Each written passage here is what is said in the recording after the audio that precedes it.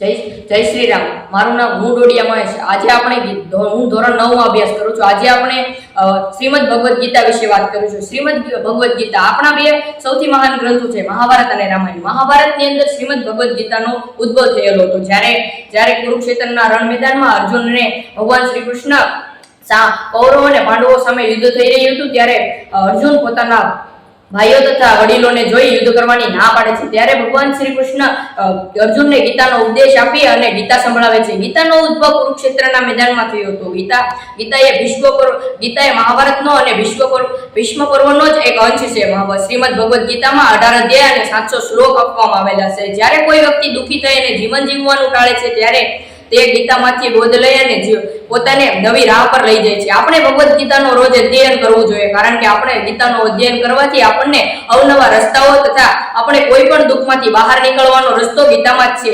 એટલા માટે જ કોઈકે કહ્યું છે કે કોઈ પણ દુઃખ હોય તેનો અર્થ ગીતામાં રહેલો જ છે. આપણે રોજ ગીતાનો એક શ્લોક વાંચવો જોઈએ અને ગીતાને સમજવાનો પ્રયત્ન કરવો જોઈએ. ગીતાની અંદર એવી વસ્તુઓ છે કે જે આપણને જીવનમાં એક સરસ અને સુંદર જીવન તરફ દોરી જાય છે. એટલા માટે જ આપણે ગીતાનો રોજ અધ્યયન કરવું જોઈએ. અસ્તુ. જય હિન્દ, જય ભારત.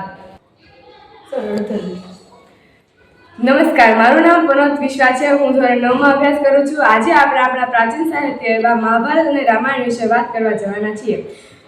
પહેલાના સમયમાં દેવો અને ઋષિમુનિઓ સંસ્કૃત ભાષા જ બોલતા હતા.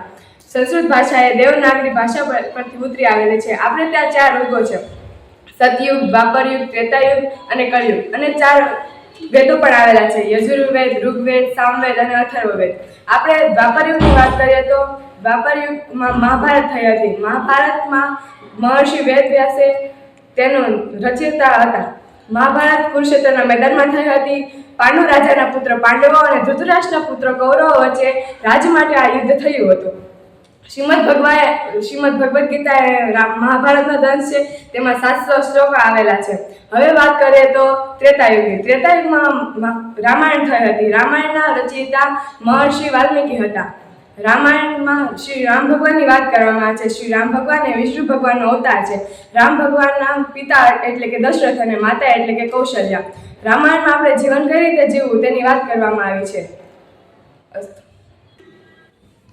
નમસ્કાર, મારું નામ મકવાણા શુભમ મહેશભાઈ છે. હું ધોરણ 9 માં અભ્યાસ કરું છું. આજે હું તમને સંસ્કૃતમાં આવતા કાળ વિશે જણાવીશ. સંસ્કૃતમાં કુલ 5 કાળો આવે છે, જેમ કે વર્તમાન કાળ, ભવિષ્ય કાળ, ભૂતકાળ, આજ્ઞાત કાળ અને વિદ્યત કાળ. તેમાંથી આજે હું તમને વર્તમાન કાળના કોષ્ટક સાથે પરિચય આપી. તેમાં 3 પુરુષ આવે છે: ઉત્તમ પુરુષ, મધ્યમ પુરુષ અને અન્ય પુરુષ. તેમજ 3 વચન પણ આવે છે: એકવચન, દ્વિવચન અને બહુવચન. તેમાંથી આજે હું તમને ઉદાહરણ સાથે કહીશ. મી વહ મ સી થ થ તી તહ અંતિ. પઠામી, પઠવહ, પઠમ, પઠસી, પઠથ, પઠથ, પઠતી, પઠથ, પઠંતી. આભાર. નમસ્કાર, જય શ્રી રામ. મારું નામ કાપડિયા શુભમ મનસુખભાઈ. હું ધોરણ 9 માં અભ્યાસ કરું છું. તેમાં સંસ્કૃત સાહિત્યમાં આવતા વ્યાકરણ વિશે વાત કરીએ. સંસ્કૃત સાહિત્યમાં 5 કાળ આપવામાં આવ્યા છે: ભૂતકાળ, ભવિષ્યકાળ, વર્તમાન કાળ, વિદ્યત કાળ અને આજ્ઞાત કાળ. વર્તમાન કાળના કોષ્ટક વિશે ચર્ચા કરીશું. વર્તમાન કાળના કોષ્ટકમાં 3 પુરુષો છે: ઉત્તમ પુરુષ, મધ્ય પુરુષ અને અન્ય પુરુષ. તેમાં 3 વચનો પણ છે: એકવચન, દ્વિવચન અને બહુવચન. વર્તમાન કાળના કોષ્ટકની ચર્ચા કરીશું. ઈ વહે મહે, સે ઇથે દ્વે, તે ઇતે અંતિ. હવે આપણે ઉદાહરણ જોઈએ. લભે, લભા, વહે, લભા, મહે, લભ, સે, લભ, તે, લભ, દ્વે, લભંતે, લભતે, લભેતે, લભદ્વે. અસ્તુ. જય હિન્દ, જય ભારત. મારું નામ ચુડાસમા અક્ષિતાબા છે. હું ધોરણ 9 માં અભ્યાસ કરું છું. આજે હું તમને સંસ્કૃતના વ્યાકરણ વિશે કહીશ. સંસ્કૃતમાં 5 કાળ આવેલા છે: ભવિષ્યકાળ, ભૂતકાળ, વર્તમાન કાળ, વિદ્યત કાળ અને આજ્ઞાત કાળ. જેમાં હું તમને વર્તમાન કાળનું કોષ્ટક કહીશ અને તેના ઉદાહરણ સાથે સમજાવીશ.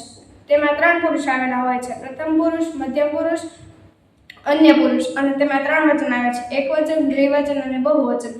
હવે હું તમને તેનું કોષ્ટક કહીશ. ઈ વહે મહે, સે ઇથે દ્વે, તે ઇતે અંતે.